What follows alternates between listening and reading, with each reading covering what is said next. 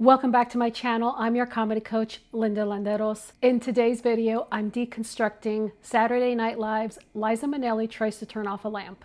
If you haven't seen the sketch, go watch it first. There's a link to it in the description box below, so give it a watch and then come back to this video. What's the joke of the sketch? I like to think of a sketch as an elaborate or illustrated joke. Part of the joke here is the impression itself. Liza Minnelli is a very well-known pop cultural icon, and Kristen Wiig was known for her impressions during her time on Saturday Night Live. Generally speaking, impressions are funny because we take someone known and we focus on certain traits and we exaggerate them for comedic effect. Exaggeration is hyperbole, which is a form of figurative language, which is how I teach you to write jokes and do stand-up, improv, and sketch in my Intro to Comedy class, in which I teach you the fundamentals of stand-up, improv, and sketch comedy all in one class. So go ahead and give that a gander if you're in the market for a comedy class. Okay, shameless self-promo is done. All that aside, the joke here is how we perceive this particular celebrity who can sing, act, and dance. That's known as a triple threat, right? But what if like a super talented, But what if a super talented triple threat who seems capable of doing anything couldn't do something as simple as turning off a lamp? Let's now break down the 5 parts of a sketch, starting with the setup. Just like all jokes start with a setup, all sketches start with a setup. Make it short and sweet. We don't need a lot of exposition. The setup is accomplished quite effectively in this sketch with the announcer at the beginning. There's a title card. It says, Liza Minnelli tries to turn off a lamp, and the voiceover goes, and now Liza Minnelli tries to turn off a lamp. That's your setup. That's all we need to know what we're about to see. Well, what we think we're about to see. The use of the title card and the voiceover is actually a very effective way to set up your sketch. And it's not just in this particular sketch that we're going to see something like that. There's lots of other sketches, not just on Saturday Night Live, but on other sketch TV shows that implement this same strategy for setting up their sketch. It's really effective, and if you're ever stuck on how to get into your sketch, how to set it up, try this. Try having a voiceover and having the title appear on the screen in front of the audience first. What's also nice about this way of setting up your sketch is that it's quick. You get to the point right away, you don't waste any time, and that's good in comedy. We don't want to waste time. We are quickly going to stumble upon our conflict. And the conflict is kind of suggested at by the voiceover when they name the game. Liza Minnelli tries to turn off a lamp. Now, something I know about good comedy is that good comedy involves big losses, huge losers. So if Liza Minnelli is trying to turn off a lamp, let's make sure she can't do it. Let's make sure she's incapable of turning off a lamp, because that's funny. So the conflict is introduced when Jonah Hill's character says, Liza, hurry up, we gotta head out the door because we're gonna go see Cats, the musical. Something like that. But Liza just has to turn off a few lamps before they can leave. Conflict.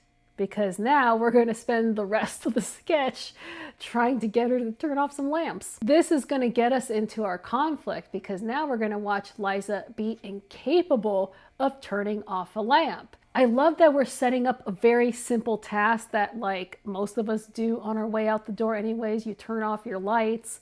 But why can't Liza Minnelli, who's one of the most talented women in the world, why can't she turn off a fucking lamp? But that's the joke, right? So like I said, the setup names the joke of the sketch. We're telling the audience what the joke is, and we're kind of naming the game. But when it comes to game, we don't want to confuse it with plot, with the plot of the sketch.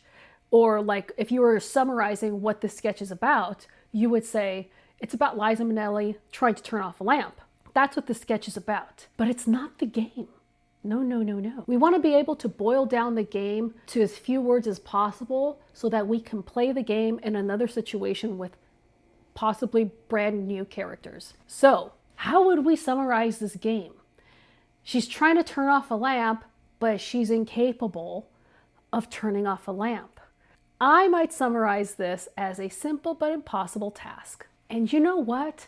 Simple but impossible task, that's a game that I could play in a whole new made-up scenario.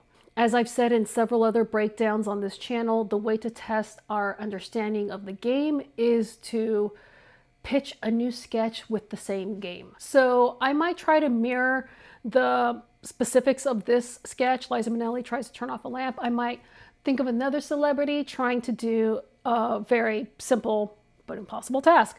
So I might pitch Jeff Goldblum tries to tell a doctor his symptoms at his doctor's appointment.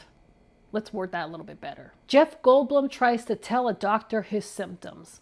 So then we cut to them in an office and the doctor's like, so, Mr. Goldblum, what brings you in today? And then Jeff Goldblum, I happen to be feeling an achy, breaky sensation in my heart. I don't know. I don't do a good Jeff Goldblum, but you get the idea. Simple but impossible task. Funny enough, Saturday Night Live produced another sketch with the same game, with also the same actress, Kristen Wiig, called Anne Margaret Tries to Throw a Wad of Paper into a Trash Can. Surprise! She's incapable of performing the simple task. The fourth part of a sketch is heightening. One of the ways to identify heightening is to look for strong emotional reactions. These reactions can come from any of the characters, but in this case, it comes from Jonah Hill's character, who plays more of the straight man role in this sketch.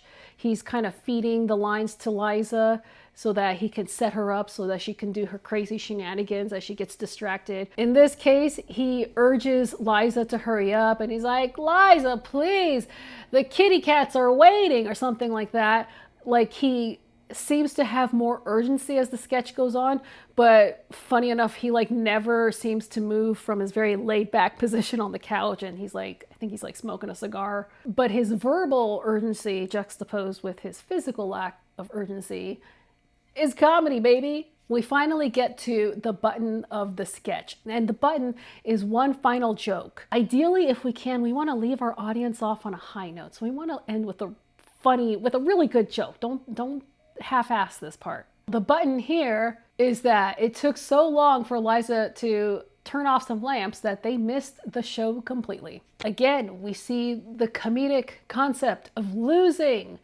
They don't get to do the thing they were trying to do, but watching people lose is funny. Now, one more thing that they do to take us out of this sketch, since we had that voiceover in the title card at the beginning, we are going to extroduce our sketch. We're going to have the announcer come back and say, and that was Liza Minnelli Tries to Turn Off a Lamp. And then we see the title of the sketch again. I suppose you don't have to, but I think that's a nice way to like start and like end your sketch. They're like the voiceover and the title card thing, they're like bookends for your sketch. This has been your sketch breakdown of Liza Minnelli Tries to Turn Off a Lamp from Saturday Night Live. If there's a sketch you'd like me to deconstruct in a future video, let me know in the comments. I have other sketch breakdowns on this channel, so go ahead and check out this playlist. Make sure you subscribe to this channel for more comedy learning tips and breakdowns, and I'll see you in the next video.